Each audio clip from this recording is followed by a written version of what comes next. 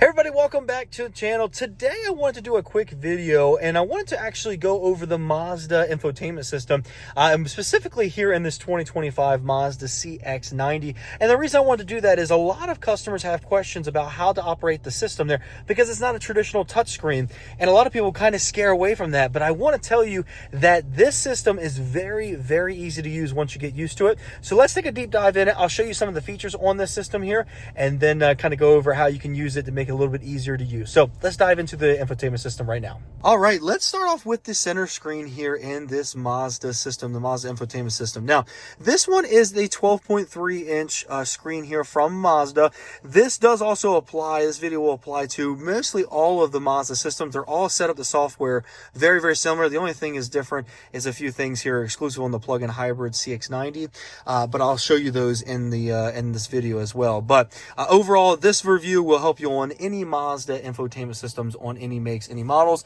You will also, or any models there in Mazda lineups, and you'll see that the turn knob in here is very similar to most of the setups in the Mazda system. So let's start off by just kind of going through the system here and kind of breaking down. What I'll do is let's start with the turn knob, actually, now that I think about it, because the turn knob is really the only thing that's really different between this and a normal touchscreen system. So the turn knob here controls the system. So if I turn my hand here, you'll see, just by turning this knob, you can go up and down through these menus. And then if I press inwards, so just press down, I can then click on some of those buttons. So navigation, I can just press down and I'll get right into the navigation. Now, most of those menus have, let's actually go back to the navigation, has sub-menus in it, which you'll see right there by pressing down the button again. So I can press the button down, and then will take me to where to, routes, all that kind of stuff. So the navigation system, the good news is this navigation system is the same navigation system you can get even on the base trim of all the Mazda models there, the updated models there, because they use the SD card there. So very, very nice. Now, this communication tab here is where you can do your phone hookup and Android Auto, Apple CarPlay, Bluetooth, all that kind of stuff, hooking it up right there. You can also, you'll see here, push it to the left, to the right there, you'll see that it's over on the right hand side, you have this little arrow. You can press the actual knob to the right there, and then you can actually get to this menu, and then you'll see a little button there. You can then press that back and go back to the system. Same way over here, it has one little message button there to let me know we're low on fuel there. So I can just by literally moving that knob to the left and to the right there, it will give me the ability to get into those sub menus that are on the side. Now, let's go to entertainment. That's your radio systems. You can also go through a Sirius XM satellite if it's equipped with that, AM, FM, all that kind of stuff there. And the system does have the ability to do a direct tune by this turn knob. So if I go to manual tuning here, I can then use my turn knob and then rotate through the systems there. Very nice to have that. You'll see that you have your time right there, and then up to the top there you have your information tab, which goes through your fuel efficiency there, which will be on all the models there, that's the newer models there, so you can go through and see your fuel economy. On this plug-in hybrid, you do have the high voltage battery monitor, so this will only be on the plug-in hybrid options for the 70 and the 90. You also have your Sirius XM travel link. You can click in there, and then your vehicle status monitor, which gives you those messages that we saw. But you can also see your oil change and all that kind of stuff there as well. That's in the information tab. The last one on the bottom is your settings tab here, which you can go through different things like EV settings here on this plug-in hybrid. Again, that's exclusive on the plug-in hybrid. Now, this is very key here in this plug-in hybrid. If you want to set your AC charging, your home charging to 100%, you do have to go in here and change that to 100%. If not, it will only charge up to 50% from the factory standard. So be careful on that. Everything else, you can go through different things like regenerative braking. You can set that to high in this system here on the plug-in hybrid. You can go EV priority mode, so it will go into EV right away as soon as you get in the vehicle if it has the charge. And then you can go in the driving charge target, which is the button located right down there in this plug-in hybrid there. So that's the EV exclusive things in the plug-in hybrid CX-90. Now, in vehicle displays, you can go into your active driving display, which is the heads-up display right here in front of us. And so you can adjust the content, the height, and the brightness, and all that kind of stuff there. A lot of people do turn the brightness up because it kind of sometimes is not as bright as you would like to see. You can do the tilt adjustment as well, and then you can also have a display navigation, all that kind of stuff there, and then of course reset it back to factory settings. Center display is the one that we're on currently, but you can turn that display off. You can also turn it into day and night mode.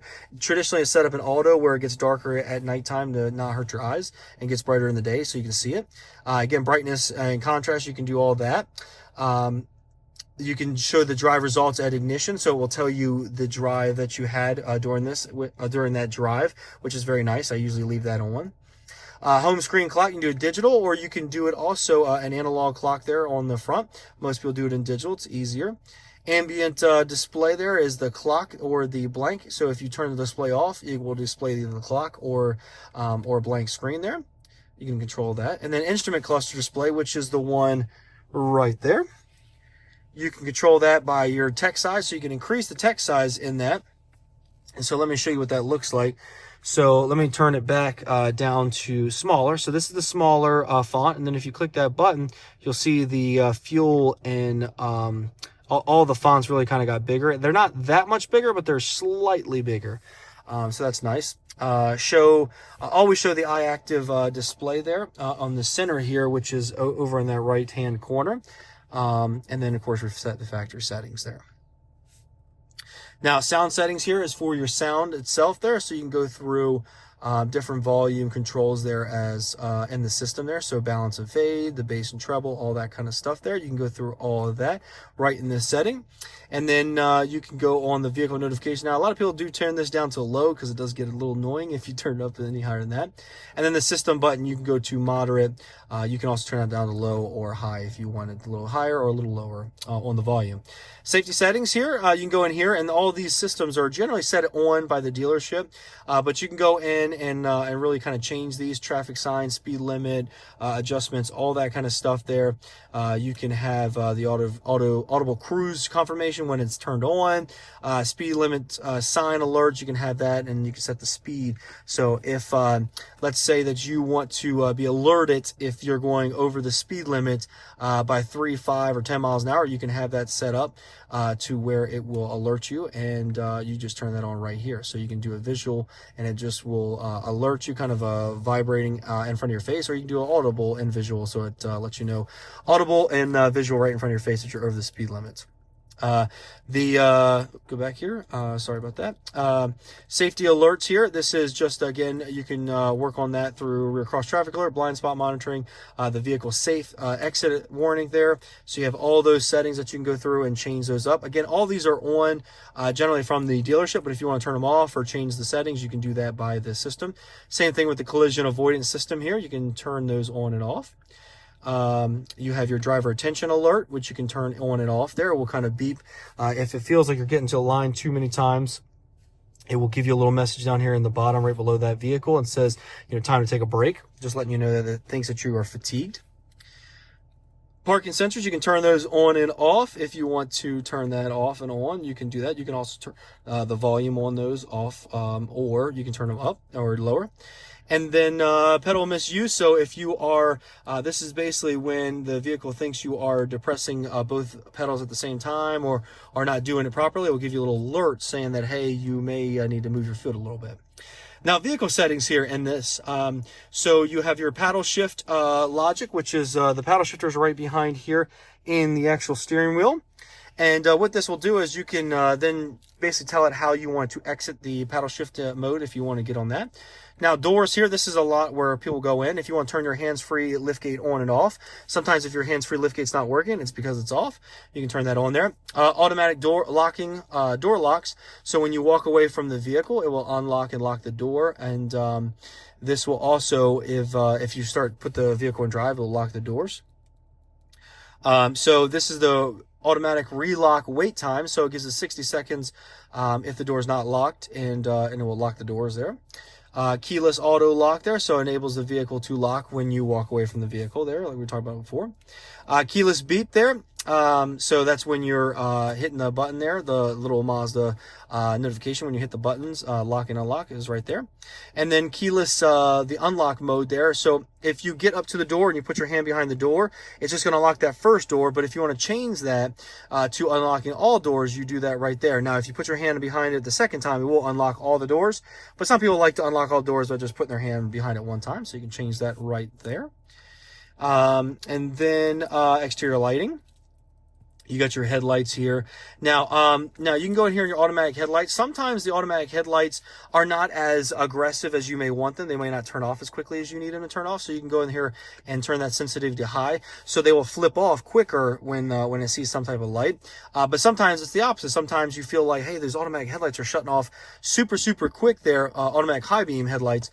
And, I'm sorry, the automatic headlights, they flip off or flip on there a little too quickly, a little too slowly. You can just adjust those all by that right there. Automatic headlight time out there, so it sets the length of the delay before the headlights turn off when you get out of the vehicle. High beam control system. There's the high beam control system. What I was talking about. If it senses any lights in front of you with the high beams on, it will flip them off there to protect the drivers in front of you. Daytime running lights. If you want those on or off, you can turn those on. Coming home lights. So basically, what this is, it shows a little bit of headlights when you get home to let you get inside your house before they turn off. If you want to turn it off, you can. Leaving home there, if you hit your button on the key fob, it will light the lights up there so you can see while you walk out to your car. Interior lights, so that's inside the vehicle here. So ambient lighting, if you want to turn that on medium, high, low, you can turn that on there. And then illuminated entry, if you want to have the entry stay on for a little longer while you're getting inside the vehicle, it can there. You just turn that off right there. Rain sensing windshield wipers, you want to have them on or off there, you can turn that on or off right there. Now turn signals here. This is basically either you want the 3 flash turn signal is if you just press your stalk right here lightly down, you'll see that it's blinking up there. So if maybe you're on the highway and you hit that button down a little bit, you can change lanes without having to push it all the way down where it sits on until you flip it back up. So pretty cool thing there, but you can turn that off if you want. And then the volume for that, the turn signal indicator beeping at you there. Rear window defogger, you can turn that on auto shut off, or you can turn that to always stay on if you press the button down there. If you, sorry, I can't find it. There it is. If you press the button down here, it will turn off automatically once it thinks it's done its job, or you can have it to continuously stay on. Most people, again, leave it on the automatic. And then occupant comfort here. This is just if you want to set up the systems here to basically adapt to the automatic climate control, it can, and where it will basically, if you turn the heat up, it will then turn your heated seats on. If you have a vehicle that's equipped with ventilated seats, if you turn the temperature down, it may turn the ventilated seats on to keep the seats warm or cool, how you like it.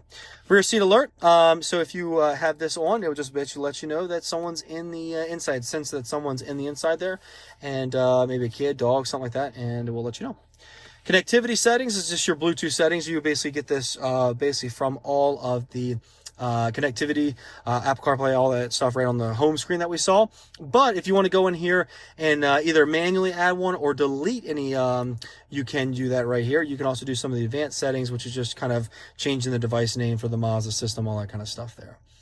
Generally, those things are not messed with too much because you're doing Apple CarPlay and Android Auto. But this is where you will turn on your Wi-Fi hotspot in the system, and you just basically hit this button here, and then you do have to go into the My Mazda app and activate it. So this one will not have it because of that there. It will technically show down here, but it won't be able to let me connect to anything because it's not connected to the My Mazda app. I'm going to turn that off so that the first owner can do that. And then wireless charging system. So if your car has a wireless charging pad down here, you can then turn that off. You can also change it to prioritize AM reception for the radio versus having that wireless charging pad kind of blocking out the radio system. System settings here, you got your clock. You can change that to 24 hours, or you can do it to GPS sync, time synchronization as well. Voice recognition settings, you can go through all of these by the volume and then the length there. So you can do that. You can also, and this barge in setting here is cool because it will allow you to start talking before the beep hits, and it will still listen to you there. So that's nice to have on. Language, you can change this from English to other languages. There is French and Spanish. Temperature control, you can change it from Fahrenheit to Celsius. Same way with your miles per hour. You can change that to kilometers if you want. Pressure, you can go from PSI to all the other metrics there. And then you can also database update there. You won't mess with that too much. Of album art as well. Connected services, you can turn that off if you don't want to have any connected services in your vehicle. You can also do software updates right from here if you want to check for those. Most systems are going to have this set up with the automatic check, so it automatically checks for you. And then you can go to system information to let you know what version and legal notices and everything that you're on currently. So that's the Mazda system. You can, of course, do the restore to factory sets, but that's the settings there. So overall, a really nice, easy to use system. A lot of people get confused. Here's the deal, though. Here's some tricks, though, on the system. So you may say, well, I got to control this all by this button. Well, it's really a benefit, and I'll tell you why. So if you have Apple CarPlay and Android hooked up, it's really nice. It really works easy with those systems there, as well with the Mazda system. But there is some shortcuts here. So there are some shortcuts down here. Let me switch hands here. You do have your volume control down here that you can do the volume for the radio. You also have a favorite button here that you can press that button and then set it to use, different things for your favorites. So you can set that up right there.